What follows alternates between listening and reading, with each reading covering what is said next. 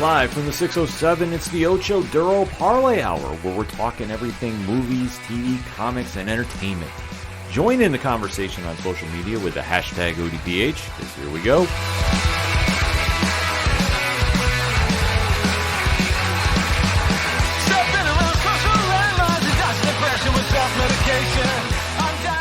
Welcome to an all-new edition of the ODPH podcast, better known as the Ocho Duro Parlay Hour.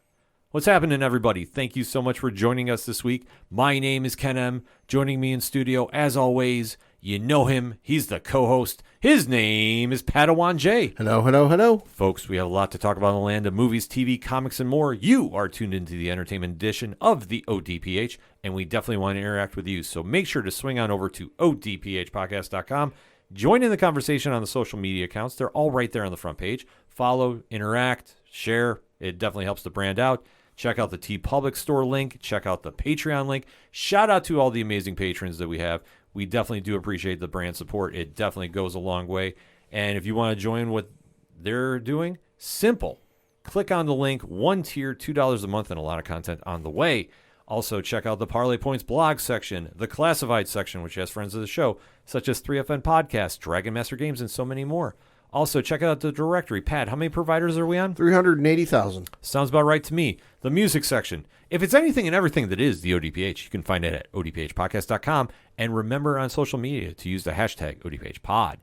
Kicking off this edition of the show, we have to recap the latest episode of a show that has made a triumphant return to Disney+. The Star Wars fan base is definitely excited about this. The pop culture fan base is very, very amped up about this. And Pat, what show is this? The Mandalorian. Yes. The Mandalorian, the breakout hit of the Star Wars universe, is back with Pedro Pascal in the lead role with his sidekick Grogu, which has won over the hearts of many in the pop culture fandom. And they have returned with a very, very unique mission at hand. When the debut episode dropped last week, we weren't really sure what to expect. Obviously, a lot of moving parts going on. And with the cliffhanger ending that happened last week, we were very intrigued to see how this episode was going to go moving forward. That said, we are going to break down the latest episode entitled Chapter 18, The Mines of Mandalore. If you are new to the ODPH, well, first and foremost, thank you for checking us out. Make sure to follow, subscribe, rate, and review the show. We definitely do appreciate that. What we like to do is give a spoiler-free statement of the episode we're talking about. So if you haven't seen it yet, you can still partake in the conversation a little bit. But we do give you a countdown warning when we start talking spoilers. Because after the countdown, we go live. We do not hold anything back. And if you don't want to have the show ruined for you, we'd say pause the episode right there, jump back in when you're caught up, and definitely hear our thoughts and compare them with yours, and then keep that conversation rolling after the show. So that said, Pad, give me your spoiler-free statement on Chapter 18, a.k.a. Episode 2 of Season 3 of The Mandalorian. Can I get some light in this episode? Yeah. I mean, listen, it was a good episode. I enjoyed it, but holy fuck was it dark. You know, and I'm not meaning that in the, like, tone or story sense. No, I'm meaning in the literal sense. Like, It's a good thing I was watching this before really the sun had come up, because I don't think I'd have been able to see much with the sun coming up, you know, but that, nonetheless, it didn't take away from my enjoyment of it. Just made a couple parts a little hard to tell what was going on, you know, but I understood why they were doing it and given the locations and everything, you know, but overall it was a fun episode. It was a very solid episode. I do agree with you. It was very hard to see a few things during the show because of the location they were in. Yeah. It did not take away that much from the episode itself. I liked how they got the plot moving, especially with last week's cliffhanger. And I think that it's going into a very interesting direction moving forward, especially with something we saw near the end of the episode. And I'm not exactly sure how that's going to play out moving forward, but there's a lot of intrigue rolling out after watching this. That said, 3, 2, 1, Pad, talk to me. Like I said, I thought it was a really fun episode. I'll enjoy the action. Just a little too dark for me. You know, if you go into watching this episode, make sure you have the brightness on your TV turned up a little bit. You know, but that said, it was fun. The action was cool. You know, to see the advancements Grogu has made since we last saw him in season 2 is astonishing. And I realized we mentioned on last week's episode that it's been 2 years since the end of The Mandalorian. So obviously he's made some leaps and bounds in his training, but holy fuck, this is incredible. And I'm excited to see where things go. This episode really hit the ground running, and the more Katie Sackhoff as Bo-Katan on the show, the better. Like, I need her to have her own spinoff show. She definitely added a new element to the scenes here, and especially playing off Pedro Pascal's Din Djarin. Mm-hmm. I thought they really had that good banter going back and forth, and especially knowing how her character is seething with jealousy right now because the Mandalorian has the dark saber and it should be hers, and what comes with that responsibility. I love how they're kind of having her just really just poke at him and really get on his nerves. I'll say she's also kind of just like, she had a goal, she had an end result she wanted in mind. It's fallen apart in like the worst way possible. And now she's kind of like taken her ball and gone home and gone, fine, y'all don't want to do anything with me. Don't want to do fucking shit with you. Mm-hmm. But how this episode wrapped up, I thought was very, very cool. So I am excited to see where we're going, except when we get to that part in the episode, I need you to translate what we saw in the water.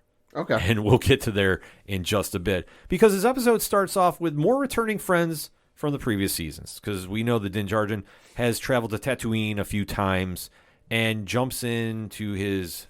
What is the name of the ship again, Pat? It's his Naboo N1 starfighter. Right. I keep wanting to say X-Wing fighter. I know it's not, and I know I'm going to hear from people about that. But that one always has a special place in my heart. So I was is this like an evolution of it? No, but this is his starfighter. And he makes the return trip to Tatooine and runs into who, Pat? Peli Motto. Yes. The mechanic who has always helped him out throughout his journeys since we've seen him on screen. And he is coming back on a specific mission that he told us about last episode. And Pat, what is that mission? So he is looking for a new memory chip for IG-11. He needs somebody to help him explore the caverns of Mandalore and test the air to make sure it's safe. And the only person he can trust, he feels he can trust, is IG-11. And he's gone to a couple different people in the first episode looking for said memory chip. And they're like, nope, doesn't exist. It was quit being made so long ago that it's so rare to come by one. So, of course, his next thought is, well, why don't I go to the one place where they scavenge everything? Tatooine. Yes, and it makes perfect sense to do. And it's great seeing Peli back, played by Amy Sedaris.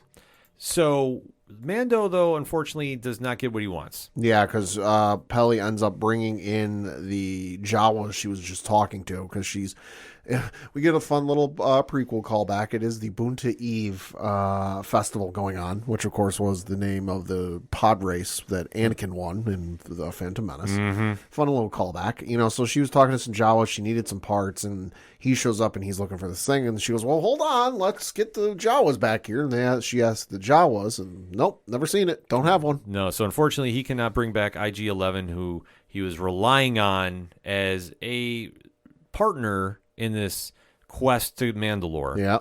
And unfortunately, it just doesn't seem like it's going to pan out. I mean, obviously, IG-11 was taken out in season 1 of The Mandalorian. Yeah. So he is in a little bit of a predicament.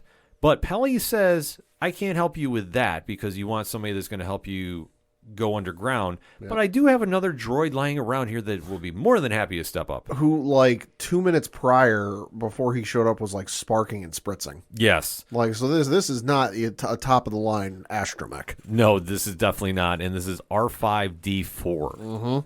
So... Mando decides, well, it's better than nothing. Reluctantly, because he's like, well, I don't need one.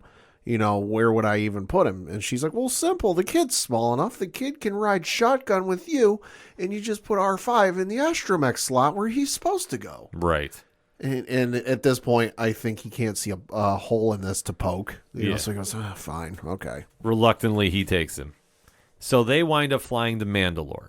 And the deal with Mandalore, if anybody has not been keeping up to speed, it has been rumored to not be able to be breathed on, lived on, surviving on. Yeah, so the Empire rolled in an effort to kind of control, rein in the Mandalorians, I guess you could say, and bomb the place. Yes. Destroyed everything on the surface. And rumor had it for a long time, and I say long time, maybe a couple years, maybe a decade or two, the Empire rolled in and allegedly, supposedly, it was poison. They did something where it poisoned the atmosphere and nobody could go back. Mhm.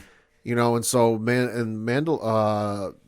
Mandalorian has found out that might not be the case. It might be a terrible trek to go across because everything's destroyed and it's, not exactly a flat, barren surface. But, the air might be breathable. You just got to go and find out. Yes.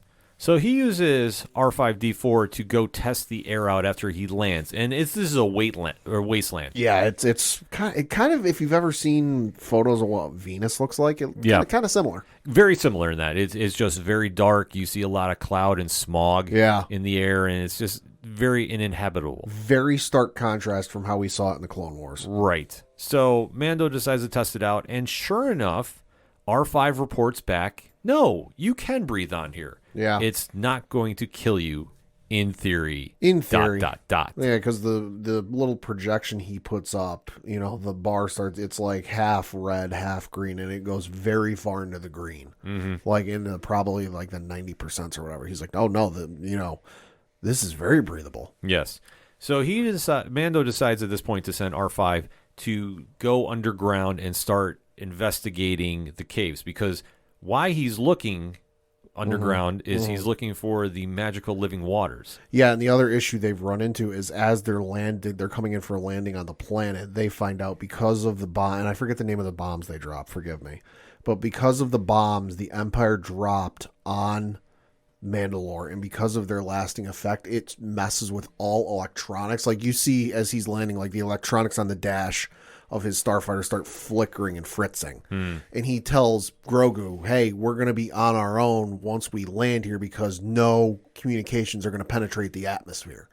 So as he sends R5 into the underground, into the caves, Grogu starts getting nervous, and he's like, oh, don't worry, we can track him here with this. And he points to this little map, and there's a ping, ping going along. And then all of a sudden it cuts out, and there's issues because he's like, fine, I'll go find him.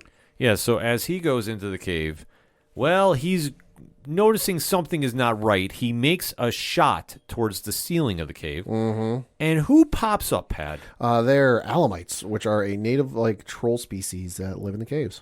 Yeah, so these look like oversized trolls. Kind of. They were, because I didn't really get a good look at them. They reminded me of one of the aliens we saw in the cantina in A New Hope. Yeah. A little bit. A little bit. I know it's been a while since, obviously, we've seen A New Hope, but they did look very familiar. But this is something that's a staple of Star Wars. Yeah. You see a lot of characters that do look very similar because of just how the intergalactic species are all mingling amongst each other. So this is a familiar scene that you see Mando is now facing them off. A great action sequence going on here as he's fighting his way through 3 of them. Yeah. And is losing at some point too. It's like because he's overwhelmed. He's trying to shoot them with the blaster, and it's either missing or it's bouncing off of their weapons, and it's not really doing any damage. So at this point, he breaks out the Darksaber. Yes, and you can tell now. To you, did it look like he hadn't used it in a while? Yes. Okay. He looked rusty. At first, I'm like, is it the gravity screwing with him, or is it just he's rusty as hell? I think he doesn't try using that at all. Could be. I think that in his head, because let's face it, so far 2 episodes in, the theme of this whole season is he worthy of being a Mandalorian? Mm-hmm. I think that is playing something in his psyche. Could be. That he doesn't want to even use it, but he's like, desperate times call for desperate measures. I'm whipping it out, and he starts hacking and slashing, which is a great action sequence going on as he's completely thrashing these trolls. And once he defeats them, he starts moving deeper into the caves. Mm-hmm. And he gets there, and then we see something going on. And I got to say, this was one of the coolest special effects I think I've seen in Star Wars. Sure. You saw this spider-like robot come out of nowhere. You know what it reminded me of? It reminded me of the robot from Lost in Space. Oh, good call. The Netflix series. Good call. Reminded me a little bit of that. Yeah, so it's got one eye, and you're seeing just it completely trap the Mandalorian, and it's like robotic spider web. Yeah. It's a very cool scene to see because, like I said, they spent a lot of money on the CGI for this. They did. It was very impressive. Yeah, so as he sneaks up on the Mandalorian and takes him, Mando decides to do the most rational decision possible. he tells the young child Grogu, Yeah.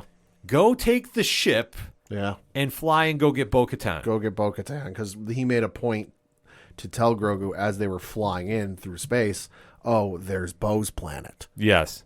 So he decides to entrust the young child, who we've never seen fly before. Hey now. He's 52.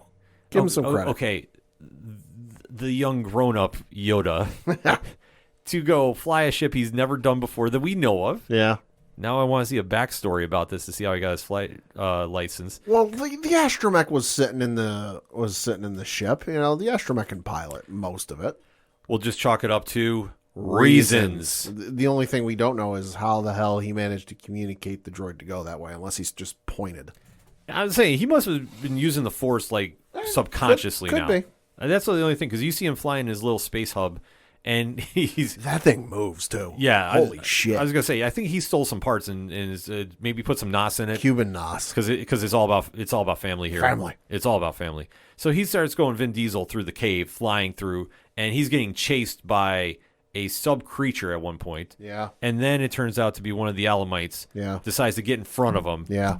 And all of a sudden they do this camera shot that you've seen in many of the commercials for the show. Yep. The Alamite goes flying out of the cave. And you see Grogu just using his hand, just slow walking like an action sequence out of a movie, hand forward, like, yeah, get the hell out of my way. I got to go fly. Gets in the plane after he deals with the creatures, after he deals with the Alamites. Like, he's just completely hustling here. Yeah. And takes the ship to Bo-Katan's planet. And meanwhile, we have Bo-Katan in her castle. Has not moved. So she's been literally in the same spot that we saw her at the end of Mandalorian for probably a couple days now. Yeah, season 3, episode 1. So it's been days, and she has not moved. Mm-hmm. She's literally sitting on her iron throne. Yep. And the droid comes in that is her... It's her protocol droid or something, yeah. And says, you have a visitor. And she's like... An unannounced visitor. And she gets up to see who it is, sees it's his ship. It's the Mandalorian ship coming in, and she doesn't know who's on it. She just presumes it's the Mandalorian. And she sighs and says, time to settle take care of this once and for all. Yeah, so she's ready to kill him. Or kick his ass and tell him to get out. At this point, I'm like, no, she's going to go try killing him. And I'm going, wow, things have escalated quickly. Mm-hmm. Like, just all that time sitting on the throne and just like, oh, if he comes back, I'm going to kill him. I don't know. I mean, they do different things in the Star Wars universe. Yeah. I mean, this is, it is what it is. So I wasn't too fazed by it, but I started laughing. I'm just like, she is really mad that he's back. Yes, she is. But then she sees it's a young child and understands that there is some trouble going on. So she gets in her ship and flies to Mandalore 2. At this point, we see that the spider robot, this thing looked like a spider slayer, actually. Kinda. Like an old school one from the Amazing Spider-Man comics. Kinda. Has Mando completely encased in like a standing steel cage. Mm-hmm. And you can see that the circuitry here on his armor is not working as he starts fading in and out. And I thought this was a very interesting camera shot too, because you see it from his helmet perspective, right, as he's fading in and out. So I was like, okay, this is definitely saying that he's getting drained at some point. And you do see the huge spider, because there was a giant one at one point, morphs into like a little smaller one to go address like whatever the plan is involving Din Djarin. Mm-hmm. So luckily at this point, you see Grogu and Bo-Katan go through the mines. Yeah, Bo-Katan kicking ass, not taking names. Yeah, Katie Sackhoff, so awesome in this role. Yes. And is just wasting everybody because the Alamites come after her and she's like, nah. Well, she's probably dealt with them before. Oh, yeah, that's what I said. Like, she was just going through them like a pro. Because the thing we got to remember, the Mandalorian, Din Djarin, not from Mandalore. He's from the nearby moon, Concordia Dawn. Mm-hmm. So, whereas Bo-Katan, she mentions later in the episode, she's part of the royal family. She's probably dealt with this before. It's probably some sort of like coming of age ritual where she's got to go out and fight one of them in hand-to-hand combat or something like that. Probably. I mean, that's a great point because she had no problem absolutely. Oh yeah, she wiped the floor, wasting them. Yeah. So she winds up dealing with them and then sees the spider creature that split off into its own separate unit. Mm-hmm. And she's like, well, time to go to business. Yep. Goes in for the save, They have a great fight sequence. She winds up picking up the Darksaber too. Yeah. And I thought that was interesting as well. Because I was like, well, how is this going to play out now? Because you technically didn't earn it. Is this going to be something of a plot point later? And she winds up absolutely decimating the robot spider. And one of the more badass action sequences you're going to see on this show. I applauded this. I was like, oh, fuck yeah. Yes. Yeah, you actually got me to drop an F-bomb. That's how amped up I was about this. So she winds up freeing Din Djarin, and he's very, very grateful and says, well, if you're here now to the living waters, here we go. Yeah. So they wind up descending more into the caves. Now, you got to remember, too, at this point, like we touched upon, it is very dark. The lighting is meant to be that way. Yes. But still, kind of hard to see. It's very hard to see what's going on for most of this episode, except when you deal with a robot spider, because they did have a big orange flame and spotlight on him to it, throughout the episodes and such. So now they're in almost complete darkness. He sees the living waters. Grogu and Bo are there with him, and Mando takes off his jetpack and his weapons. Yep. And he starts reciting the Mandalorian Creed. And he starts walking into the water. And as he gets a few feet in, not even, what happens? Steps off a cliff and falls in. Yeah, so he winds up going to the bottom of, and this thing is fucking deep. Yeah, this is like a Great Lake. This is a deep cavern. Yeah. So he is down underwater. Bo sees this and immediately jumps in. Doesn't even swim to get him. She activates her jetpack to get to him. Like, that's how far down he is. Yeah. And as she's flying down, like I say, great sequence here too. Loved how the jetpack was underwater working. Winds up saving him because he is basically dead to rights. Like, he is, we don't know how long he's been underwater at this stage. No, like, not very long. Not very long, but still enough that, like, we're not sure if he's surviving or not. She makes the dramatic save upward, and as she's flying upward, she sees one of the biggest creatures I've seen in Star Wars. Pad, what did she see? She saw, and I had to look up what the name was called because admittedly, this is a new creature. I didn't know what it was called, but according to the Star Wars fandom page or Wikipedia, this was a mythosaur. So remember, and before I read what the page says, remember when she was leading him to the waters and she's like, hey, as long as you're here, I might as well give you the full experience, because she told him, oh, I've been down here before. I can't, I was part of the royal family, blah, blah, blah. Yeah. She read off, as he was walking forward, she read off this like plaque or some sort of memorial type of thing, or something like you'd see in a museum. Yeah. It's basically giving you a history of like Mandalore and the first Mandalorian and yada yada, and how he tamed a monster. That's what that was. So this was a mythosaur, and reading off the Wikipedia page. I love that name. Yes. Quote, mythosaurs were creatures of gigantic proportions found on the outer rim world of Mandalore. The mines of Mandalore were a mythosaur lair. They were allegedly tamed and ridden by Mandalore the Great and ancient Mandalorians, but they were believed to have gone extinct long before the Mandalorian cataclysm. Although one mythosaur survived and lived into the living waters during the time of the New Republic, its skull was one of the traditional symbols of the Mandalorian iconography, and some Mandalorian armor bore the distinctive symbol. Yeah. The symbol looked very familiar, so to see this huge, gigantic whale-like creature just swimming underwater was like, holy crap. Yeah. I thought it was going to try making a play to eat him. So did I. I was fully expecting that, but it did not. And it let them get back to the surface. And you see Mando is now officially a Mandalorian again? He's forgiven. He's got to go back to the armorer and prove it, which I wasn't quite sure how they were going to do this, but unless he brings Bo along with him, to prove, he was there, or because like Grogu, although admittedly he has started saying words, because he did say some of his first words, which I couldn't make out what they were. Yeah. He did say he's not exactly up for full sentences and saying, well, yes, I did see him enter the living waters under the caves of Mandalore. You're almost, and the droid wasn't with them, so the droid can't like project, a recording of what it saw. Yeah. So you almost have to bring Bo along to visit the armorer and prove like, hey, he was there. See, I was almost wondering, was he going to have to bring back some of the living waters? Like, That like could a be. sample and be That like, could be. here, That could be. throw the bottle down. Yeah, And be like, what else do you want? That could be. But if he does bring back Bo-Katan, how is that going to sit well with the armor? Because Ooh, they don't like each other. exactly, like, so Different sides of the same religion. yeah, like it's a weird thing Yeah. with how the Mandalorian creed is played out and what you see. And like I say, there's many more themes that go along with that. Mm-hmm. So it's not just so linear in its description. Like Yeah. there's so much going on with that.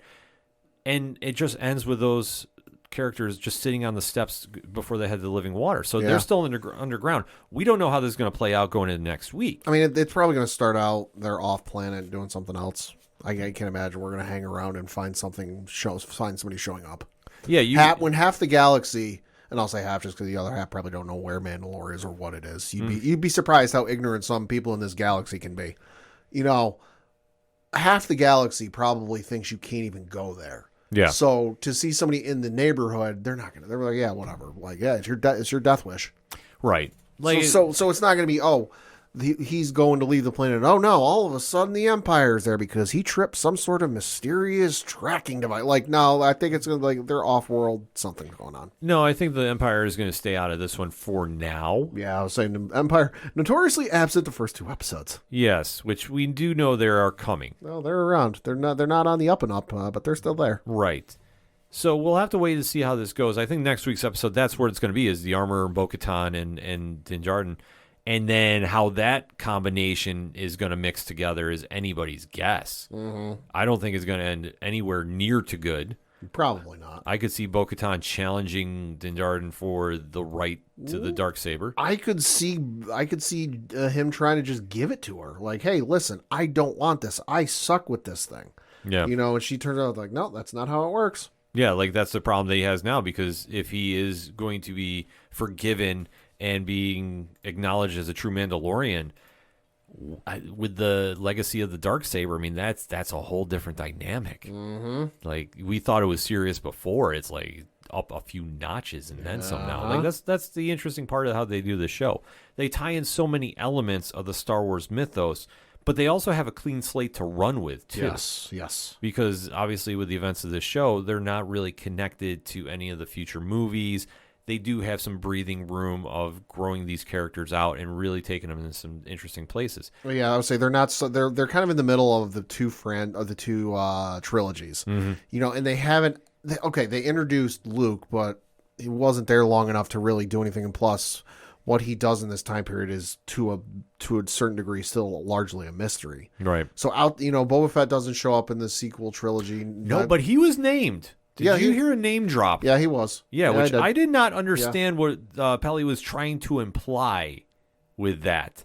Because she made a reference like, are you here to stop Boba Fett? Yeah, well, Boba Fett is running things, so some people might not be happy with what he's doing. I mean, was famously Jabba the Hutt's bounty hunter. Right. But at the same time, Mando and him have always had a very good bond together, especially with Mando helping him out to take over said territory during the Book of Boba Fett. It was an interesting turn of phrase. Yeah, like I say, that was an interesting Easter egg that was mentioned. Might see it play out later. I think you're going to definitely see it play out later. Like obviously we have not heard anything about Book of Boba Fett Season 2. No. Nothing has been ever said about that. We presume it'll get a Season 2. Yeah, we just factor it's going to happen at some point, but we don't know when and can't really speculate. I don't doubt we see the man, the myth, the legend himself showing up this season. Probably. But at the same time, that was a very interesting line. I'm glad you mentioned Boba this because I almost forgot about it. And with that dynamic, I mean, that's something else too. So if I had to put money on when it's going to happen, it's probably going to, because I'm looking at the Wikipedia page and it lists the writers and directors for upcoming episodes. And I'm not looking so much at the directors. I'm looking more at the writers. Favreau obviously writes every episode this season. And there's some folks who give him a hand for some of the episodes. There's 2 episodes specifically. It's episode 4 and then episode 7. Both of those are written by Jon Favreau and Dave Filoni. And Filoni learned from the feet of George Lucas. Yeah, So if I had to put money on when Boba is going to show up. If he shows up this season, it's either going to be episode 4 or episode 7. I think he shows up episode 4. I think that they're going to want to get him in and out pretty much. Could be. To set up something for down the road. Because I think ultimately this episode or this season is meant to obviously push forward the Mandalorian's story. Yeah. But it's also to set up things for other shows. The one even money bet, I think, if we're going to do this locks and leap style, your lock for episode 7 is Ahsoka. Oh, obviously, yes. With Dave Filoni writing? Well, yeah, especially considering the fact that she's got a show coming out this year. Yes. I think that is when we see Ahsoka. Your leap would be chapter 20 or episode 4 for Boba. Sure. But I would say that's closer to a double lock if we can use that. Sure. Just because if Boba's going to show up this season, that would be when. Because I think they don't want him being near a season finale. Sure. Because of his own show and his own story.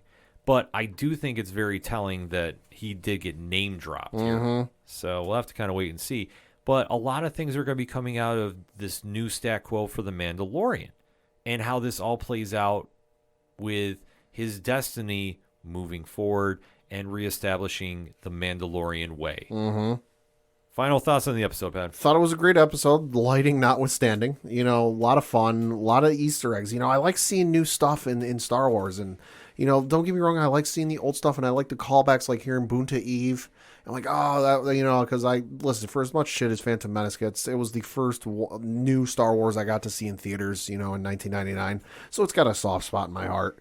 You know, but I like the callbacks, but I like seeing new stuff, and I like seeing stuff that makes me, that instead of me doing the Leonardo DiCaprio, hey, you know, I like going, what the fuck is that? Yeah. And getting excited and trying to figure out what it is. No, this was a great episode. I really enjoyed the pace of it. I thought they really were moving the story along fairly well. Like, they didn't spend a lot of filler time. Like, for being a 48-minute episode, it wasn't a lot of filler. They did obviously kind of play around a little too much with the big monster spider, but I get why. Like, so I wasn't super mad about it, but I do agree with you. The lighting was an issue prior to the spider making its appearance on the screen. Right, and some of the stuff I imagine that got introduced in this episode won't be explained what it is, won't get a backstory, won't get this, that'll be like a comic or something down the road. Oh, I could fully imagine. I think you're going to see it play out in another form of media. Yeah. But I don't think you're going to see a deep dive about what we saw here, and I think that this episode might be one that is deserving of a rewatch, not because of the great acting and action, but to look for clues. Because I think somebody is going to be sitting at home turning up the lighting on it so they can see what it was there. Because I bet you they have placed a few things. People going over Star Wars content with a fine-tooth comb? I no, know. that never happens. I know I'm speaking crazy. But one thing that definitely wasn't insane was this episode. It was a very solid watch. It's definitely worth the time if you haven't checked it out yet. But if you have, I want to hear what you thought about it. Pad wants to hear what you thought about it. So hit us up on that hashtag ODPH pod. What is your thoughts about episode 2 of season 3 of The Mandalorian, entitled Chapter 18, The Mines of Mandalore? We're going to take a quick break. We'll be right back. Hi, and welcome to The Capsule Life, a show for the most casual and dedicated fans of comics and a member of the Comic Watch family. I'm your host, Sean. Join me and discover what the world of comics and graphic novels have to offer.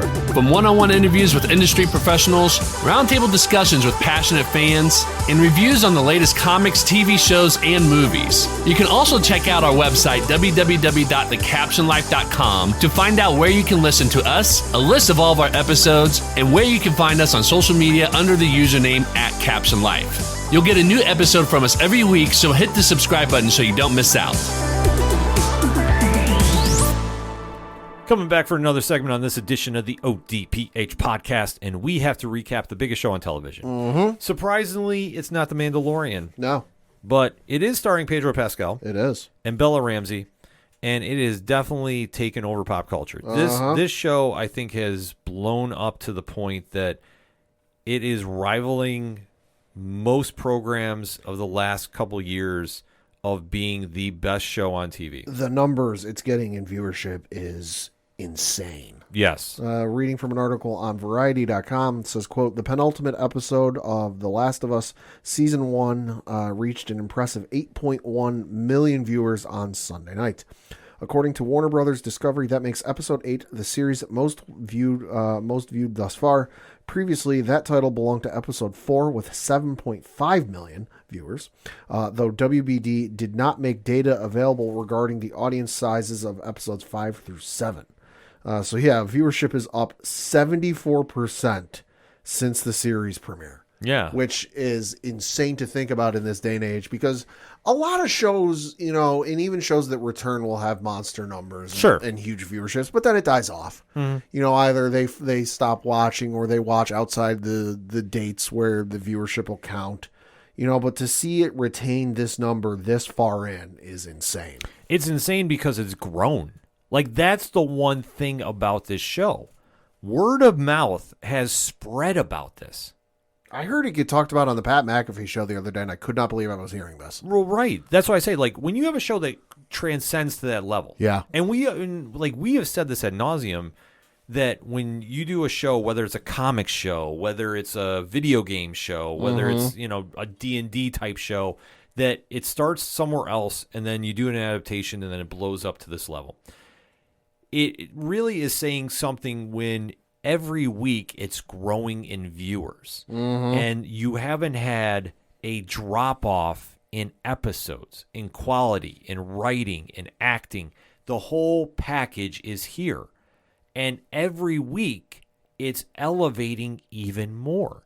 So now it's reached a point where if you're not watching this on Sunday night, you have to avoid social media on Monday. Yeah. You have to avoid talking to people on Monday so you don't have it spoiled for you, because it's that big of a show. Mm-hmm. And to win over people that would never tune in for this had they known it's a video game, right, is truly saying a lot. But they're being smart about it. And when we get into the spoiler talk, I'll break down why this is winning to that level.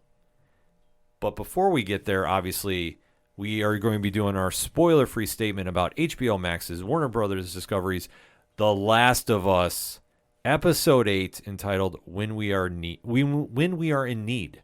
So, Pat, hit me with that spoiler-free statement. Jesus Christ, this episode was insane. Well played. Start to finish. Well played. Thank you. Start to finish, edge of my seat, didn't know what the hell was going to happen, didn't know how it was going to play out. Loved every minute of it.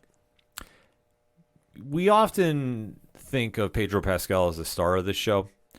And I think that Bella Ramsey, the last few episodes, has elevated her game so much and the character. Yes. That you almost have to think that Pedro Pascal is the co-star of this show. And this is now Bella's show to run with. The acting job she did for this episode, truly amazing, and was balanced out by the rest of the cast on this show. This was a phenomenal episode.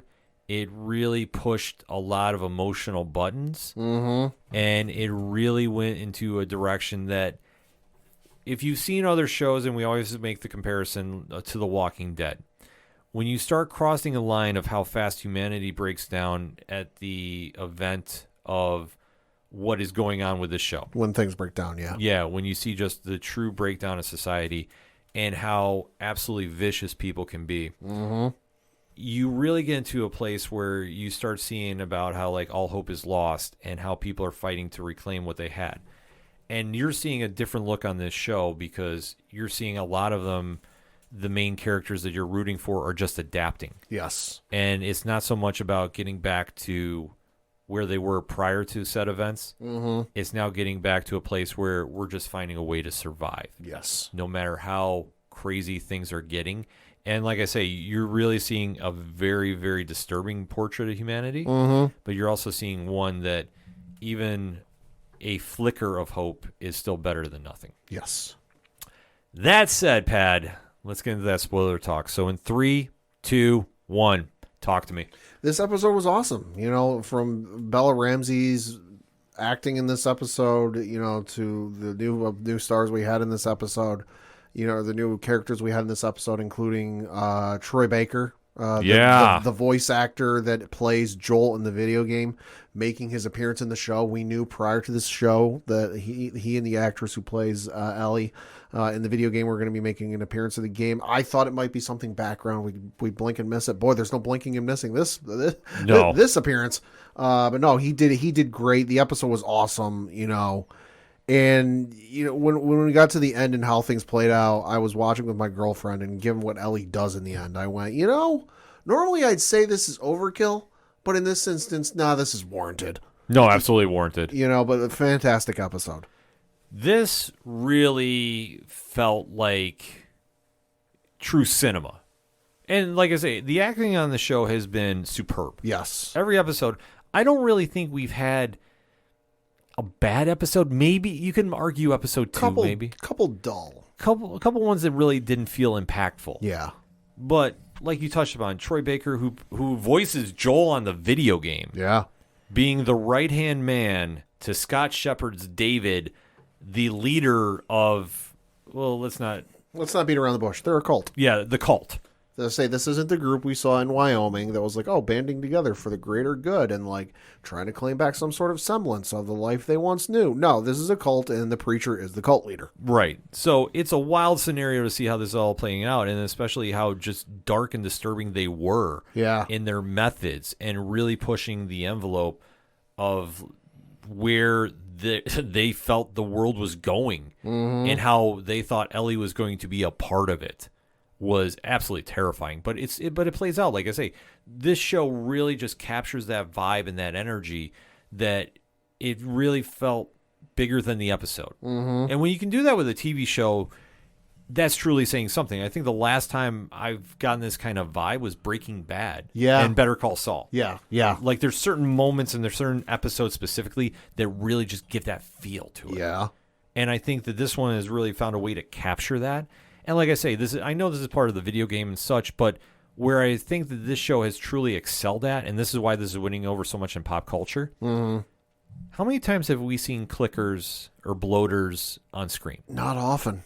Exactly. I think you might be able to count on one hand the number of times we've seen it. Yeah.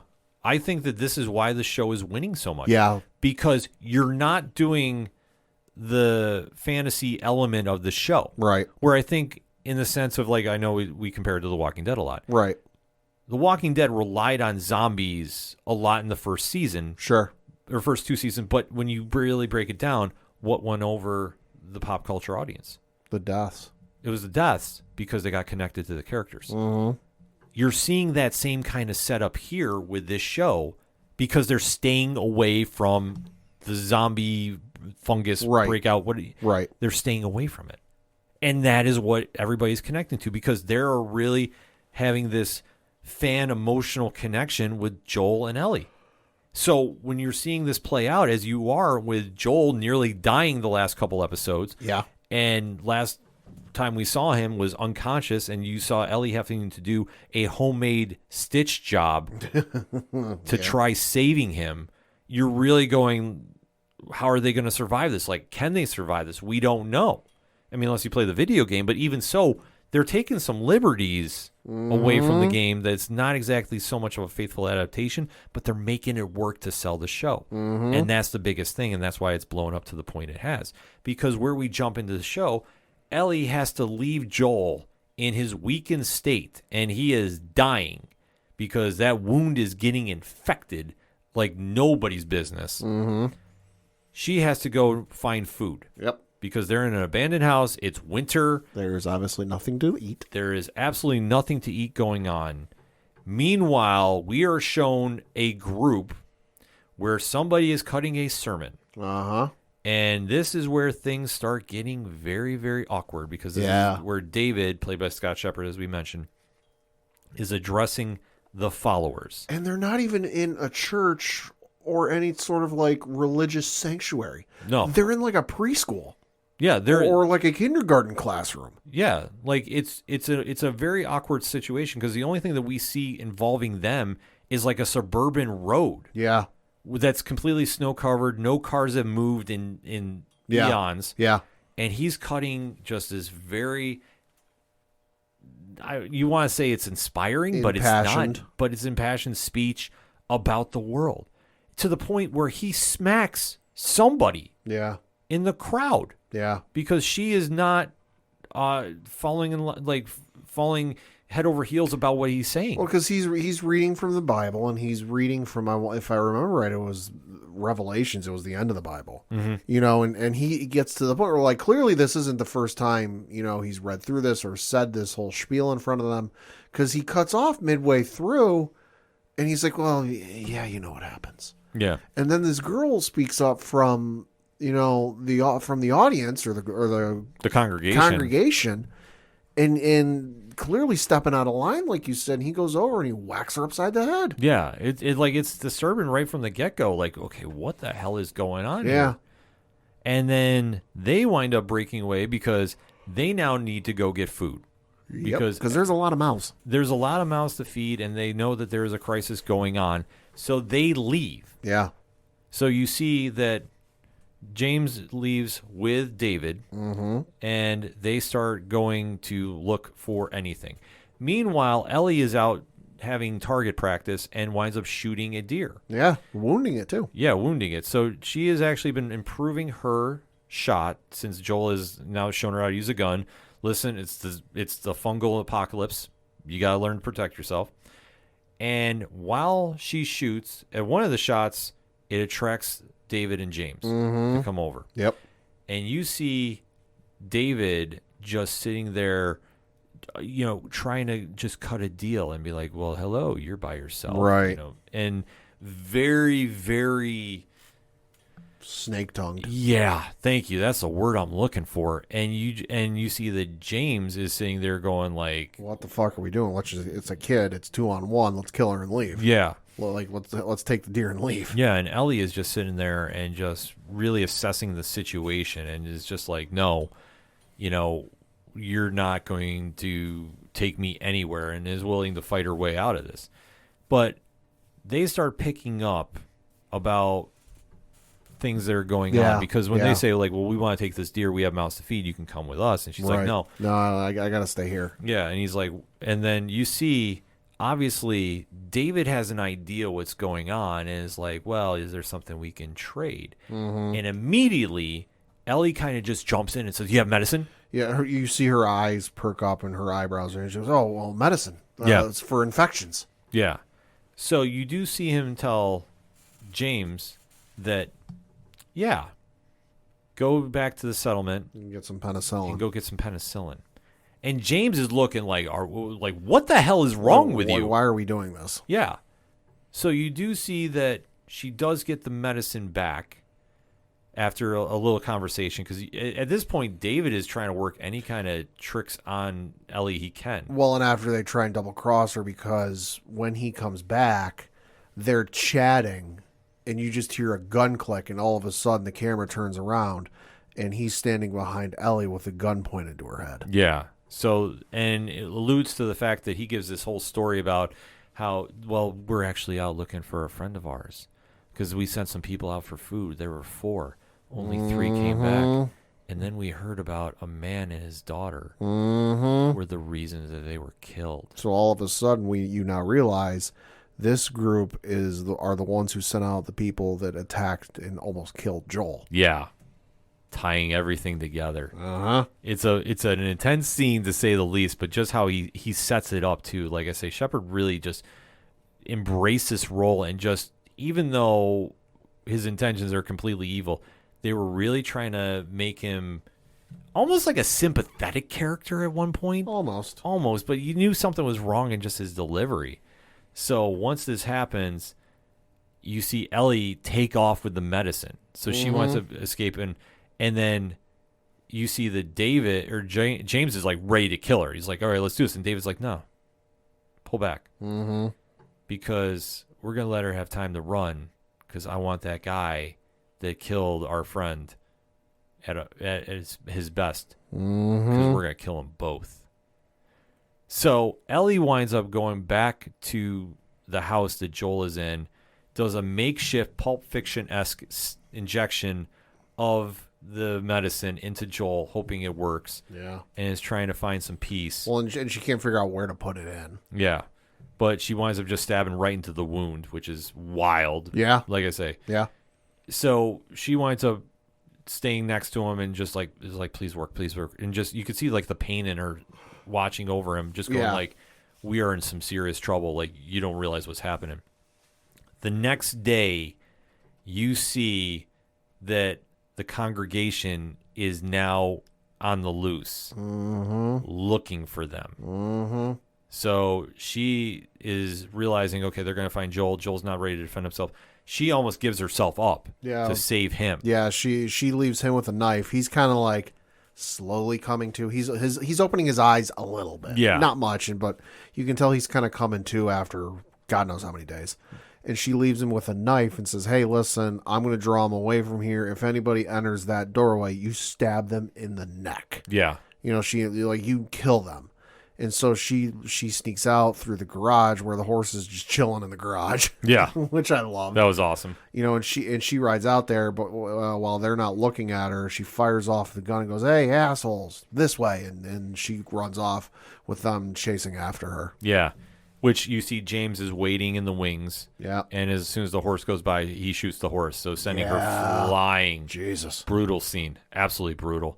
And you see them surrounding Ellie, and then they wind up capturing her. Yeah. So they take her back to the congregation. They throw her in a cage, and she's in the kitchen. Mm-hmm. And David is sitting there still trying to reason with her. Yeah. Which still got more unsettling. Yeah. Well, and if you watch the inside the episode afterwards, I think it was implied, or like they implied that like he was starting to see her as a wife-like figure. Yeah. Which got real weird. Oh, it definitely got creepy because he's like saying you how can be a queen. Yeah, like just some of the verbiage he was using. Yeah. It just was like, oh, this is disturbing. This is definitely a cult. And you're seeing just Ellie is saying, they're like, no, like, get the fuck away from me. Like, just, no, like, you're not going to do this. Even to the point where he's, like, trying to hold her hand in the cage. And she winds up snapping his fingers. Yeah. Which was absolutely freaking nuts. And then he starts attacking her in the cage from outside the cage. It wasn't inside. Right. But she does wind up making a somewhat escape inside the compound that we find out later is a steakhouse. So, like I say, it was kind of real interesting how they kind of covered everything up, because I thought it was the same thing, too, at the beginning of the episode. It was a school. Yeah. But then I was like, wait, they're in a restaurant, like a big steakhouse, but why do they have such small tables? I don't know. It's another reasons thing. Yeah. But, meanwhile, you do see that there's a gentleman in the house looking for Joel. And well, at this point, they're going house to house, right? Because they know Joel's in the area because she's there, and there's like the 5 or 6 of them, whatever the number is. And he goes, "You and you come back with me. The rest of you go house to house and find him. He has to be nearby." Yeah. So that's why he's in the house. Is they're going house to house trying to find him. Right. And they make a very, very crucial mistake. He tries going downstairs to where Joel has been lying. Joel isn't there. Yeah. Joel sees him and stabs him right in the neck and kills him slow. Yeah. Which is bringing back Joel to where we saw him at episode 1. And he is definitely in, I'm going to kill everybody.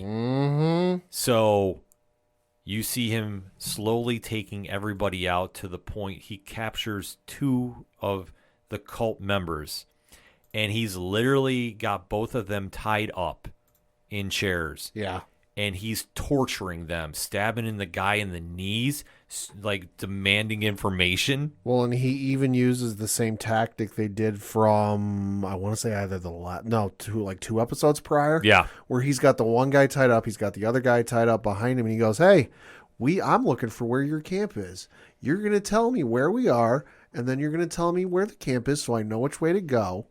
And then I'm going to ask your friend. And unless your friend tells me the exact same answer you did, I'll kill you." Yeah. And so sure enough, he winds up taking the one out. And then he puts the knife in the guy's mouth to point where they're supposed to go on the map. Yep. And then the guy obviously gives up the information. And he's like, "All right, I told you everything I know. I told you." And Joel picks up a metal pipe. Joel goes, "Yeah, I know." Yeah, he goes, "Yeah, I know. Thanks." and cracks him over the head. Well, this is after he's stabbed him in the kneecap and like shredded his ligaments and tendons in his knee apart. Oh yeah. Oh, Jesus. Like I say, this was brutal as fuck. Joel gave no fucks that day. No, zero. And like I say, it was disturbing to some, but if you've seen enough Walking Dead in your day and age, and I mean the comics, Yeah. you're not really fazed by this too much. I don't know. Maybe it's just me. I was going, okay, well, here we go. Joel is in Terminator mode. Yeah, he is. You know, do we call him Joel Wick at this stage? I don't know. We might have to. So he winds up killing both. He kills everybody that's in that group looking for him and is slowly making his way towards the compound. Albeit, though, this is where I think the episode really gets interesting in the sense of Ellie is fighting her way out. And the odds are completely against her. She does get a piece of the fireplace. Yes. That is like a burnt log almost. Yeah, it's like the remnants of the fire. Yeah, so you see that David is walking through, like, trying to plead his case to her. I think at this point he's just trying to draw her. I think at this point he knows she's not going to join him, so he's just trying to draw her out so he can kill her. Yeah. So at this stage, Ellie goes and throws the log at him and misses. Not the best idea, because I thought she was going to hold and wait and just stab him with it. I thought so too.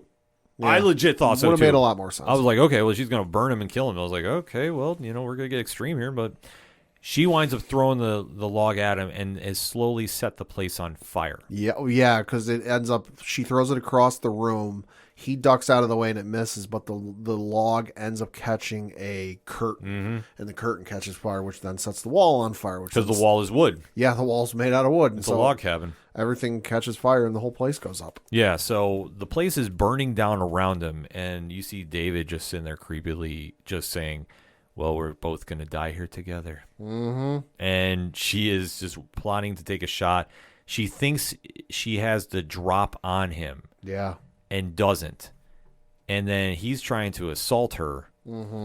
And she winds up getting the upper hand, just barely grabbing the knife that he dropped and giving him a stab. Now, meanwhile, when she escaped the cage, they were trying to cut her open. And she wound up getting a distraction enough. Yeah. Because she showed the bite mark of the infection. She goes, you're infected now too. Yes. And they're like, no, that's not true. And they're like, no, it looks pretty damn true enough. Yeah, so David thinks he's infected. This distracted James enough. He dropped the knife. She stabbed him. Yeah. So she has become very proficient about fighting the knives. And I bring this back because at the same point, David is now sitting there questioning if he's infected or not. Right.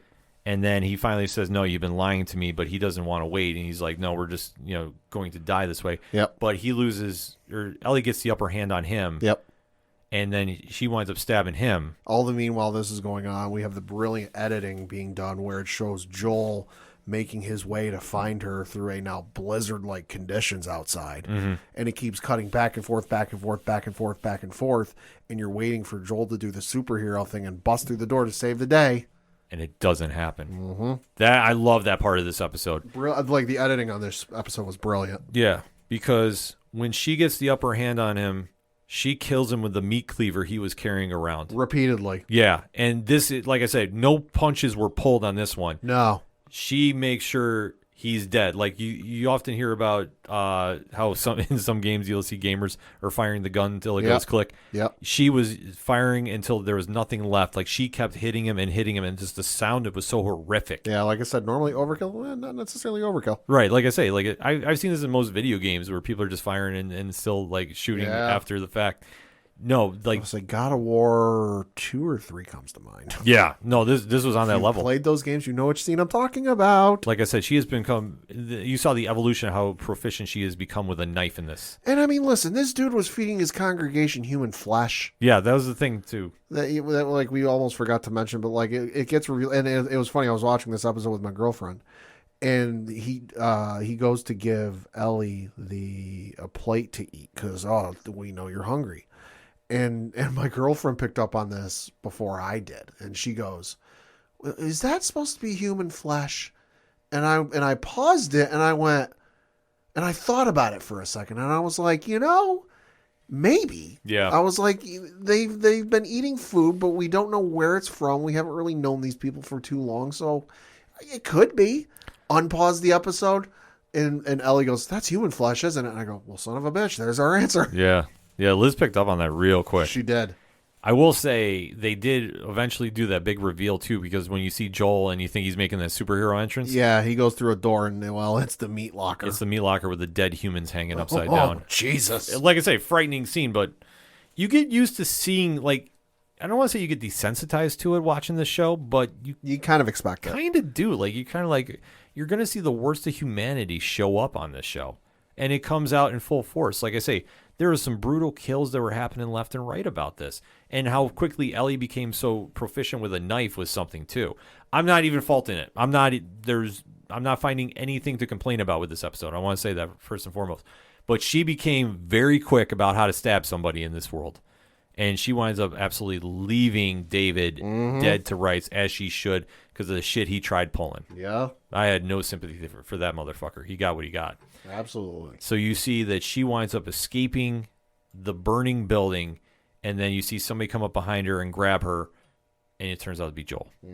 And they are finally back together, and she's, crying her eyes out, obviously what she's just been through. But she knows that he's back, he's alive, the mission is back at hand. All is right in this really screwed up world. Screwed up is putting it mildly. Yeah, so they walk off while the building's burning, and that's how the show ends. Intense episode. Yeah. Brilliant episode. It's not for the squeamish, I'm going to tell you right now. Yeah. Those with weak constitutions, might consider not watching. Yeah, there's some graphic scenes, and like, let's be honest, the story is very graphic, and too. Like, you can't take anything away, just how much of a scumbag this guy was. And just the writing on the show really portrayed that. Like I say, they tried making him almost like a sympathetic character early, but went right out the window. And then the interactions with him and Ellie will just make your skin crawl. Yes. So when Ellie finally does what she does, you're applauding. There's nobody that's going to feel bad for what she did. No. And obviously that fucker got what he got. And I'm happy he did the way he did. But brilliant episode. And going into the season finale. Yeah. All bets are off. Episode title is Look for the Light. Yeah, so you want to think somebody's getting killed off. Maybe. And, I mean, if you know the video game, anything's possible. But I don't know what to expect. I do know our good friend Sean from Metalcore Nerds has a spoiler-free review up. He has gotten a chance to see this. Okay. And was raving about it. Okay. So if you want to know about that, well, I mean, you should be following Metalcore Nerds anyway. Sean's awesome. And has definitely given a great breakdown about this, too. But like I say, he's co-signed on it. Said it was great. I'm super excited about it. So, Pat, I mean, final thoughts on it? Fantastic episode. Like you said, not for the squeamish, but it's a great episode. Highly recommend it. And then next week, season finale, you're going to want to watch that as soon as 9 o'clock hits, because otherwise you will get spoiled. Yeah. So, brace yourself. It's going to be a very, very intense moment on social media as soon as that episode ends. That said, hit us up on the hashtag ODPH Pod. What is your thoughts about episode 8 entitled When We Are in Need from The Last of Us by HBO Max and Warner Brothers Discovery? Hit us up. Let us know. We're going to take a quick break. We'll be right back. You ever wondered what comics Mark from Vale is into? What Zach from Left Behind's favorite MCU movies are? Well, Metalcore Nerds is the show for you. My name is Sean Mott, and here at Metalcore Nerds, we cover the latest things in pop culture, whether it be Star Wars, Marvel, DC, AEW, and everything else in between. You can listen to the show every Monday on Adobe Howl at 7 p.m. Eastern, or find it anywhere you find podcasts after it debuts on the radio station. Coming back for the final segment on this edition of the ODPH podcast. A lot of stories to talk about. So, Pat, what you got? Got a couple things to talk about. The first of which we got to give some kudos, because as far as anyone can tell, and that we might be wrong, but as far as anyone can tell, for the first time ever, Jonathan Majors is at number 1 and number 2 at the box office this past weekend. Really? Which a lot of people can't remember the last time this has happened. If it's ever happened, the data's kind of fuzzy, just because movies have been around for like 100+ years. You know, you got Disney hitting its 100th anniversary this year, Warner Brothers 100th anniversary this year. Sure. Movies have been around a while. But as far as anyone can tell, Jonathan Majors had the number 1 movie at the box office this past weekend with Creed 3 debuting in theaters, and then he's also number 2 at the box office this past weekend with Ant-Man and the Wasp: Quantumania dropping to number 2. So to Jonathan Majors, we say, hey, congratulations, sir. Congratulations. I know Pat has not seen Creed 3 yet. No, I'm seeing it Saturday. I did. I will give you my spoiler-free statement about it. It's very solid. Okay. I gave it a 7 out of 10. Okay. There's a couple parts in it I did not like, and I thought it took away from the film. Okay. But I thought Jonathan Majors was great. Michael B. Jordan was great. I thought the acting was on point. But like I said, there's a couple points that I'm like, I don't know necessarily how I feel about this. And I thought there's one that just stands out that I'm like, oh man, this really took me out of the film. Sure. But I definitely recommend go see it. And if you want a further breakdown about it, I know 3FN had talked about it on their episode this week, so definitely go check them out. So Wizards talking about it on their new episode as well. JT from Beyond the Fandom's got a great review out on their website. I don't know if it's on Nerd Initiative or not, but it's on beyondthefandom.com. So definitely a lot of people talking about it, so we can definitely interact with you about that after you see the movie. And everybody else, just hit us up, let us know. Like I said, seeing it Saturday. Yes. Next up, got to talk Star Wars The Bad Batch. Not the new episode, The Outpost, Bill, because, listen, it and The Mandalorian drop at the same time now, so I have to make a choice in the morning. Yes. And obviously I'm choosing Mandalorian. Nothing against Star Wars animation, but hey, Mandalorian comes first. Decisions are made. But I do want to briefly talk about the last episode that came out. That was episode 11, Metamorphosis, which, well, gotta say, for some folks, it might not be that great an episode. It might be okay episode. But for me, Clone Wars fan, love the episode just because what happens in this, and I don't want to go into spoilers in case you haven't seen it yet. You're playing catch up. But what happens in the episode, given the fact that they did it ties into a plot line that was in episodes 18 and 19 from season 2 of the Clone Wars, that had a lot of implications of like, oh my gosh, what does this mean? What are they going to do? Yeah. And for the next 6 seasons, from 3 all the way to episode 7, or not episode 7, all the way to season 7 or 8 or whatever the hell they finished on, they never addressed it again, never got referenced, never got mentioned, nothing. And it's been one of the bigger cliffhangers, like what the fuck happened of all time. This kind of picks it up and brings it from there. So if you watch this episode and go, what's the big deal? I don't really understand this. Go back to Disney Plus.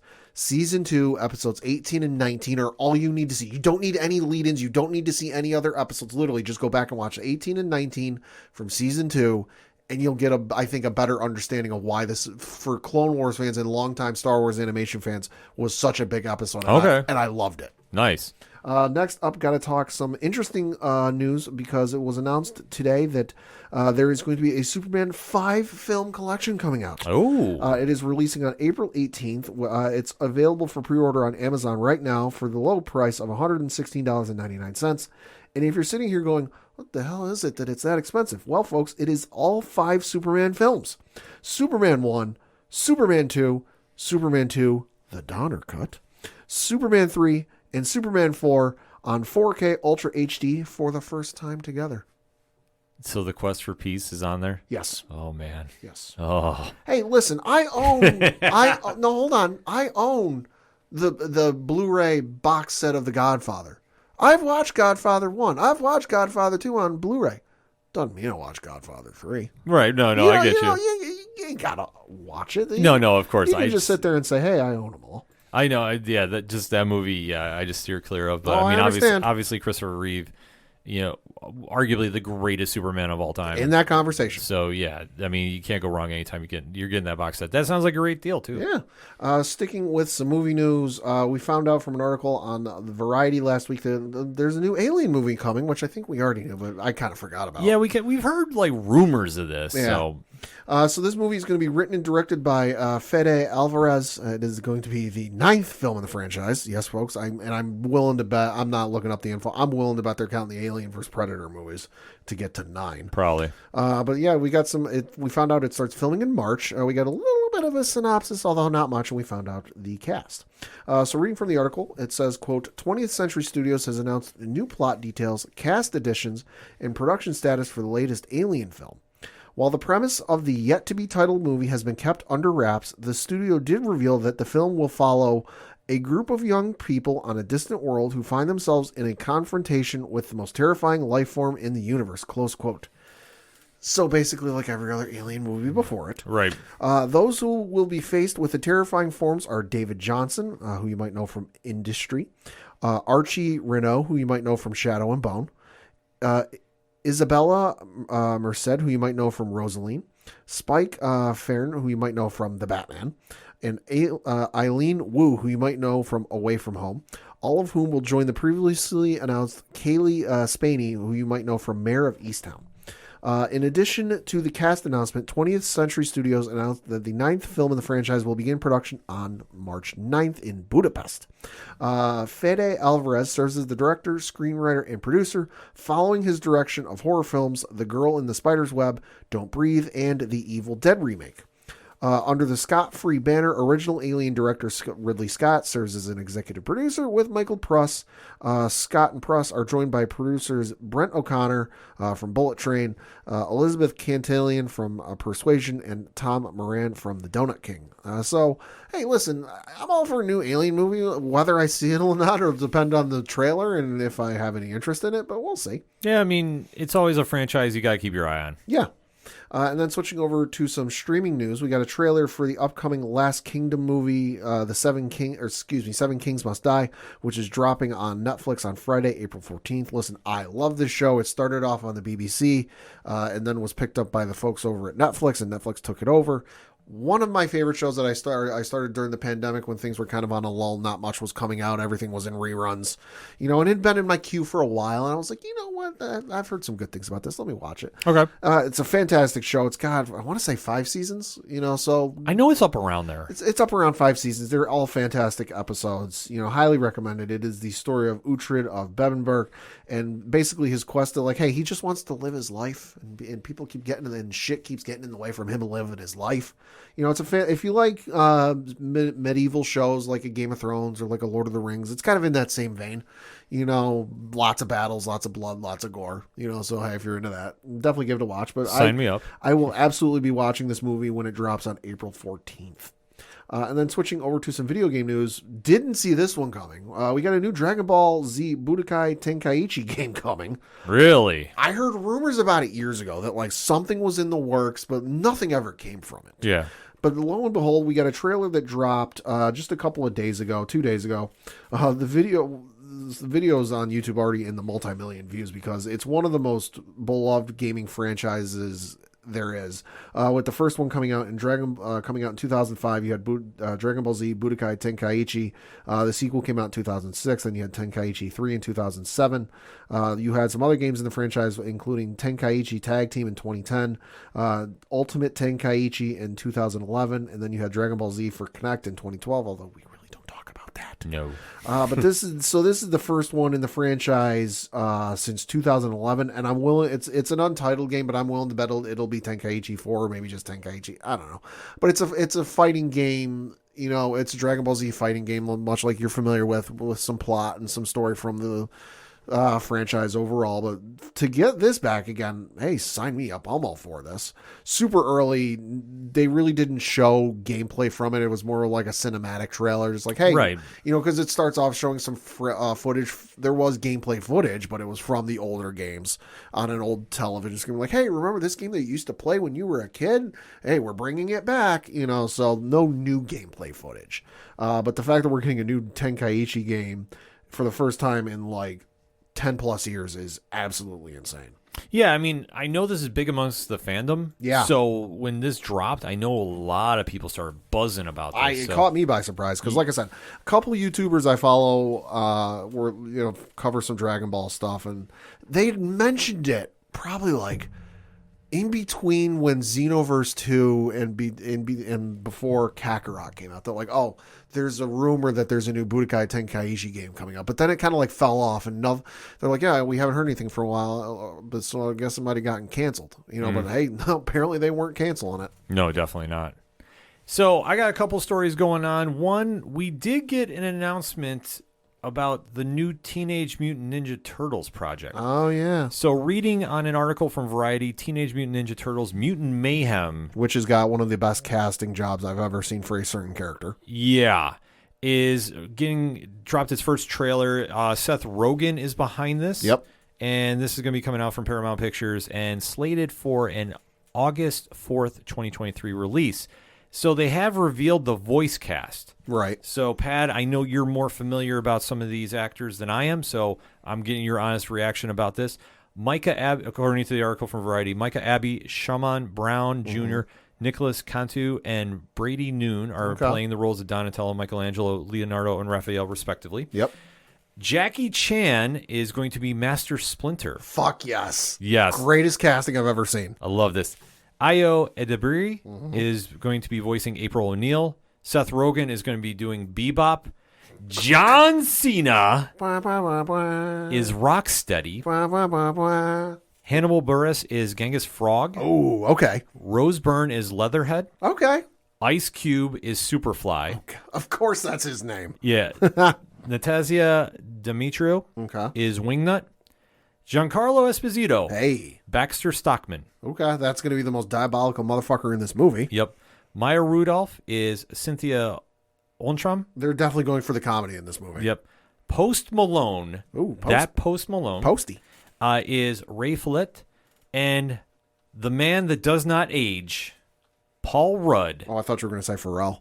Well, Pharrell too, but Paul Rudd is going to be voicing Mondo Gecko. They're definitely going comedy heavy with this movie. Yeah. Which I'm not opposed to. No, the trailer looked really good. I got to be honest with you. So yeah, Teenage Mutant Ninja Turtles, after the cartoon in the 90s, with the animation is either hit or miss. Right, but I mean, they went for definitely. I know in the article they reference it's very familiar to Into the Spider-Verse. Oh, okay, yeah. So it does have that kind of vibe to it. So like I said, Variety has a whole breakdown about the trailer. I got to admit, I was excited about this. Yeah. I'm not the biggest TMNT fan. Sure. But I do like The Last Ronin, fantastic comic. Sure. And then what Ryan Parrott's doing right now with the Mighty Morphin Power Rangers TMNT crossover is absolute gold right now. Yeah, I liked the cartoon when it was on in like the 80s or 90s, whenever that was. I like the older movies. And then they had the series on, I want to say it was Nickelodeon or Cartoon Network, one of the two. I think it was Nickelodeon. In the early 2000s that only got maybe a season, maybe 2 seasons, if not, maybe not 2 full seasons. Highly underrated show because that, like, I'd kind of fallen off. Like, I remember watching it as a kid, but then, like, I was like, yeah, whatever, Well, you go through phases. You go through phases, grew into other things. That got me back into, like, because I was like, oh yeah, Teenage Mutant Ninja Turtles, and like I started watching. I'm like, you know what, this is actually good.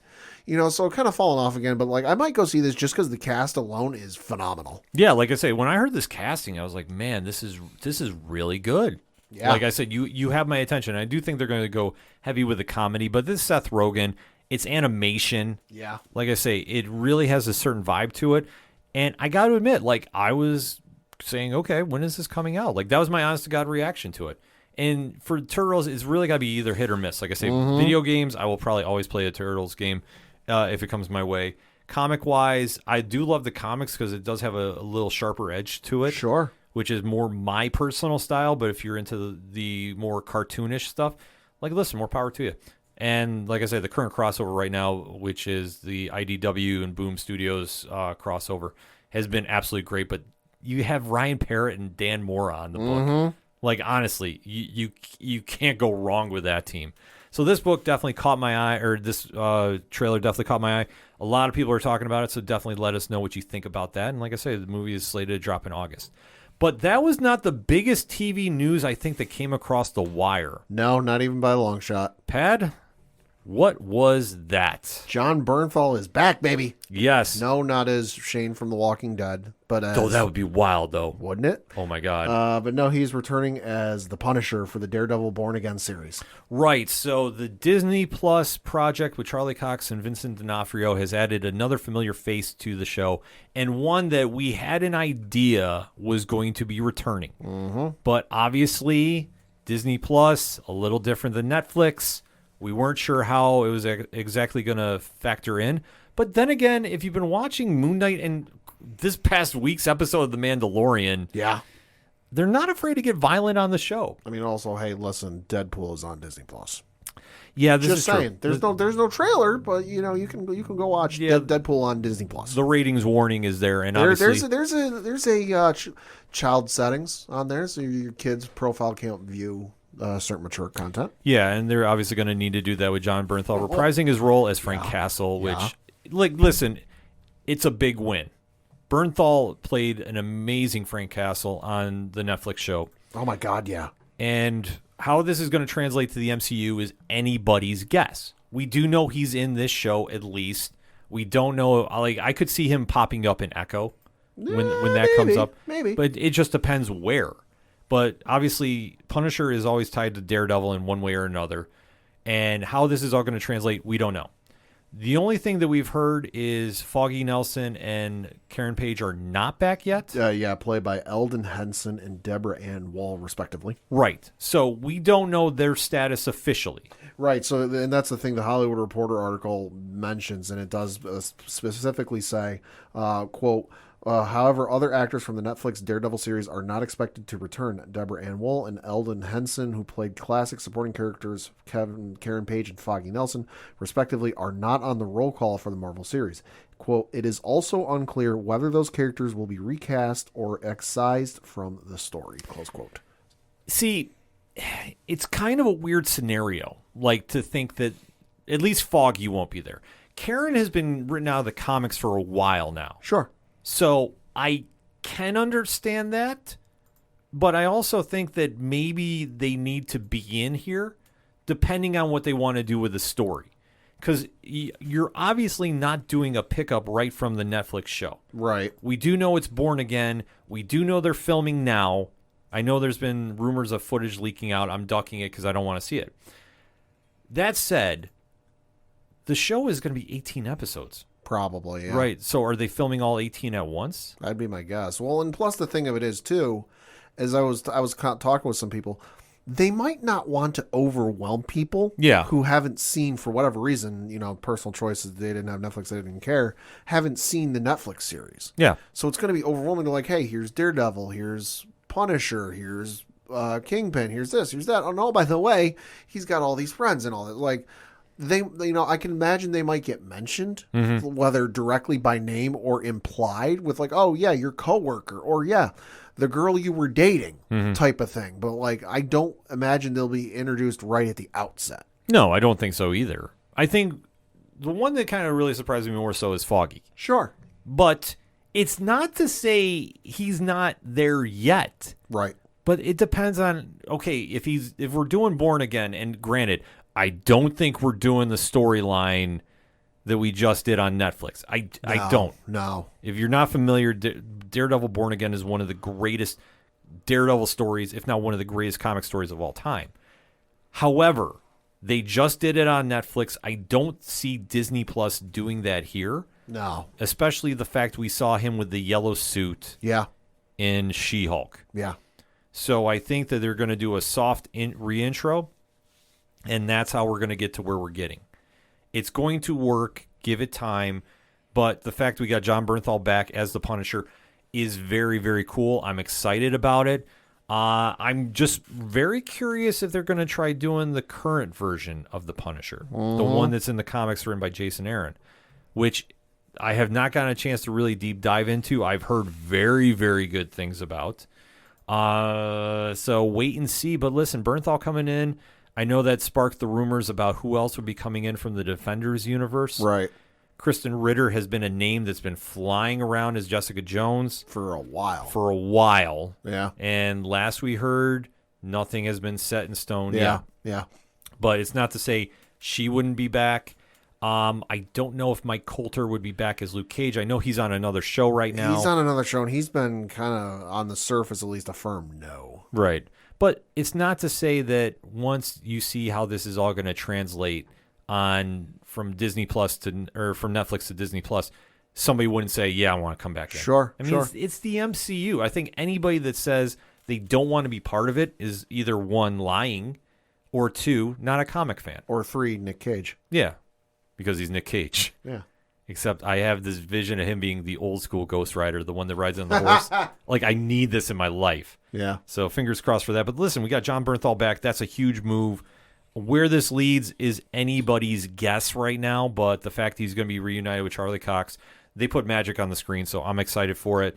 And we'll just have to keep our ears out for more casting, because I think the big one I expect to hear soon is a new Elektra. Because I believe the actress that played her on Netflix said she was tied up with another project. She can't do it. Okay. So, and she was very adamant. Like, I appreciate everybody saying you want to see me back, but I'm doing this now. I can't do it. Okay.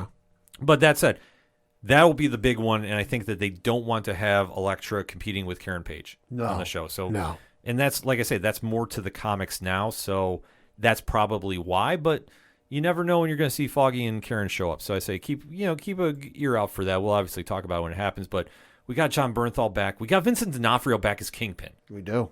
What are we going to complain about? Mm-hmm. Like I say, a lot of stuff to be excited about for the Daredevil series when that drops on Disney Plus, and the sooner the better. That's my opinion. But before we get out of here, it's comic book pick time. So, Pad, what you got on your pull list this week? Just two. First of which is Star Wars The High Republic, issue number 6. This from Kevin Scott. This one is The Battle of Jeddah continues. As Tay Sirik defends the Temple of the Kyber, Vildar Mak is buried alive, with only his belief in the Force to keep him alive. But Vildar is a Jedi beset by doubts, a man scarred by a past he should have forgotten years ago. Who can come to his aid as the holy city tears itself apart? The Force is with Valdar, but is he one with the Force? So this is definitely going to be interesting to read, especially if you have read or listened to, and I highly recommend listening to the audiobook that is basically a radio drama of the Battle of Jeddah, which was written by Kevin Scott. Fantastic listen to. It's a fully voiced audio cast. You know, it's not just one person changing their voice and doing this or that. No, it's like, you know, it's people voicing different characters and all this. So this looks to be a continuation or another story from that. And in my number one pick at the comic shops this week, this is one you cannot miss, from Zeb Wells, Amazing Spider-Man, issue number 21. Ooh, talk to me, Pad. Yeah, so this one is the description of the, so I'm showing Ken the cover of this as soon as I blow it up a little bit. Okay. Oh. Peter and Mary Jane, Peter with his mask off, Peter looking pissed off as all hell, Mary Jane looking scared, and just a little bubble on the side that says, "This is it, the story arc you've been waiting for." And the description on this reads, "What happened to Peter and Mary Jane? It's time. This arc will answer your questions, including, what did Peter do? What caused all of this?" So if you're not familiar, Peter did some shit. Nobody's quite sure what, because they haven't explained yet. Okay. And everyone's kind of pissed at him. Aunt May's pissed at him. Mary Jane's pissed at him. Mary Jane's pissed off at him enough that they're not dating anymore. Mary Jane is dating somebody else. And Peter and Amazing Spider-Man issue number 20 even said as much to Black Cat, that things have changed. He still loves Mary Jane, but it might not be with a capital L anymore. It might be a lowercase L. Huh. And he's now dating, or appears to be dating. He's hanging out with Black Cat a lot. So he might be with Black Cat. Par for the course with him. But so yeah, things have changed. People hate him. Not quite sure what's going on, but it looks like we're going to start to find out what the fuck he did. Yeah, usually when he breaks up with Mary Jane, he usually winds up going back to Felicia for a little bit. Yeah. And like it's something he does. But yeah, no, Peter outright in the episode issue 20, and I can say this because it came out a little while ago, told Black Cat, and I saw this panel. That's what convinced me to get the issue, because I was like, holy fuck, I need to see what's going on with this. Is he no longer loves, in like all caps or with a capital L, Mary Jane, that it's a small L. He kind of in the same way of like, oh, you know, you love your sibling. Yeah, I've been hearing a lot of craziness going on with this, and they're like, I'm sorry. As long as Gwen Stacy's not involved, I'm in. Like, I definitely want to check this out. I'm sorry, I'm not a Gwen Stacy fan. I do like Ghost Spider. Sure. Because it has nothing to do with... Sure. But I've never been a Gwen Stacy fan, so as long as she's not involved in coming back from the dead and reasons, I'm interested. But obviously, we do know that going into issue 25, they're promising like the greatest reveal of Spider-Man history. Well, and that would kind of lead me to believe is... something tells me we're not going to get the full story of what's going on in just this one issue. It's going to probably play out over the next couple, and that's going to be the big reveal, is what the fuck happened. Yeah, because I'm definitely interested to see what the build is going to be for this. Like, I've had this on my radar to read. I just haven't gotten down to it. Sure. But like I say, every time he breaks up with Mary Jane, he usually goes back to Felicia, which I know they tried doing like a Betty and Veronica thing kind of sort of there. I'll say they got their own comic going right now. Right, yeah, because Black Cat and Mary Jane is out as like a mini series right now. But like I say, that's how they kind of pair it up. At least that's what I'm referring to when they say they go back to each other. So yeah, but I'm interested about that, Pat. I'm amped that you were back on the Spider-Man reading list there. Because, I mean, like I said, you got great picks. I'm starting to check out some of the Star Wars stuff you're recommending. So it's all good stuff, especially if it's Charles Soule. Yeah. Oh, Kevin Scott's good, too, though. Yeah. No, I'm trying to catch back up, but my pull list is like... a mile long. Yeah, it's insane. Because when you have great books to go check out and you're doing reviews for them, they do take up a lot of time. So, obviously, this week is, I'm going to say, it's a very solid week. That's where I'm going. Obviously, it's a solid week. A little quieter for me this week, but next week is going to be a huge week. But this book definitely caught my eye. The Adventures of Superman, John Kent, Tom Taylor. Yeah. Hearing a lot of things about this. Haven't got a chance to check it out. He's in a certain suit on the cover. Yes, he has the Superman blue suit. And I am definitely interested to check this out. I've been hearing a lot of mixed reviews. Okay. So people when you bring up Superman Blue do feel a certain kind of way. Oh, I do. I'm one of them too. Like, I was never a fan of that timepiece. I mean, I was, but I was also a kid. Right. So it's understandable. But me, like, one of these days, I'm just going to do my opinion of the 90s comics. And it's going to be one of the, like, probably most interesting episodes you ever. Maybe I'll do it for Patreon this month. I don't know. We'll see. But Superman Blue costume, dig. And I like that John Kent is rocking it for this on the cover. Mm-hmm. And like I say, when they say Road to Injustice, like, just take my money now and just call it even. Like, we're good. So, and it's Tom Taylor writing, so I'm definitely checking that out at the shops as well. And, I mean, on the Marvel side, the Amazing Spider-Man 1, I was meaning to ask you about as well. So I'm definitely very interested to check that out. But for Image Comics this week, there's a couple that really I can't wait to talk about. One of which is a debut from Emma Kubert and Stoneheart #1. Okay. So if you're into D&D fantasy style books, this is going to be something for you. So, Pat, I'm going to show you the promotional art, or the preview art, I should say, that's in the issue. So this is a story about a character that's exiled out of her kingdom, and she's done something. And they have not revealed why she's getting kicked out, but she is starting her life over in a new part of this realm. And what starts out to be like a new beginning, something happens. Sure. And things start spiraling, and it's unraveling a slow burn mystery about what she's done previously, and now it's coming back to haunt her. So it's like you can't start over again, like you can't escape your past, even though she really doesn't know what's going on. It's a very, very cool story. Emma Kubert is doing both art and writing for this book. So, and she has been absolutely crushing on Radiant Pink amongst other stuff she does. So definitely highly recommend checking this out at the comic shops. And the other one is Rogue Sun 11. You know I'm a big Massiverse fan, and obviously Ryan Parrott is reunited with Abel on this book after Marco Renna took over the art duties for a couple issues, which he absolutely crushed. But the original team is back together to send things off to the penultimate issue of the second arc finale. I know that's a mouthful, but you're still with me. It is. But that's how it is, because issue 12 is going to wrap up the second arc.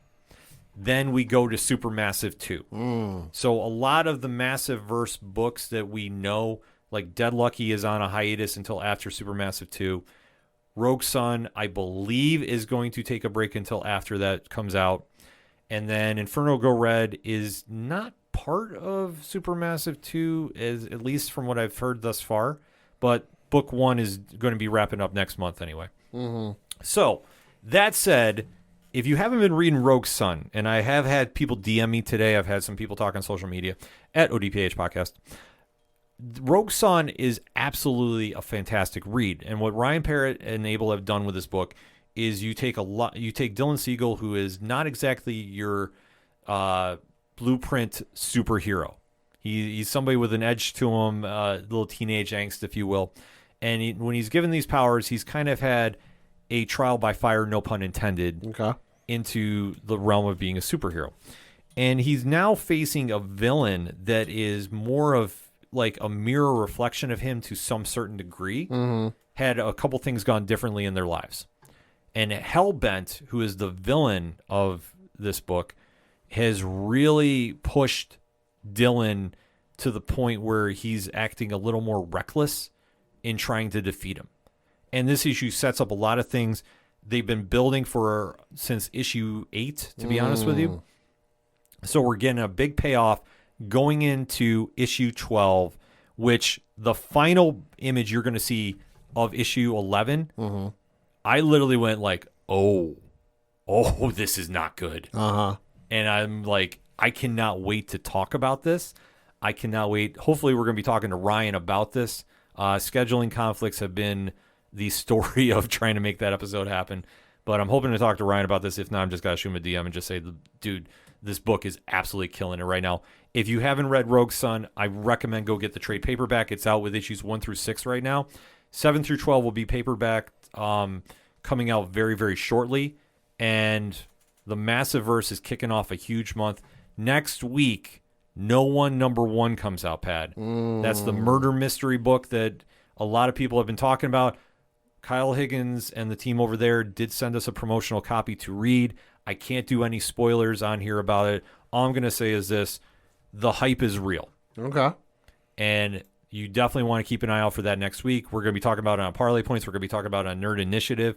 And the podcast comes out with it as well, too. They're doing some very cool things with Nerd Initiative about this. Or not Nerd Initiative, I'm sorry. With this book. But we're also going to be doing some stuff with Nerd Initiative about the Massiverse heading into Supermassive 2. So you definitely want to be following all parties involved on social media to find out what we're talking about. And as always, remember to go support your favorite local comic shops wherever you're at, and go support your favorite local independent comic podcast, because we're putting a lot of work to give you the books you need to pick up each and every week. So make it happen, folks. Go show that support. Go out and buy some books and thank us later, because that's what we do here. That being said, Pad, for anything, everything that is the ODPH, you can find it at odphpodcast.com. That's it for the entertainment edition this week. So for the one and only Padawan Jay. Thank you. I'm your host, Ken. Thank you as always for listening to the ODPH podcast, better known as the Ocho Duro Parlay Hour. See you next time.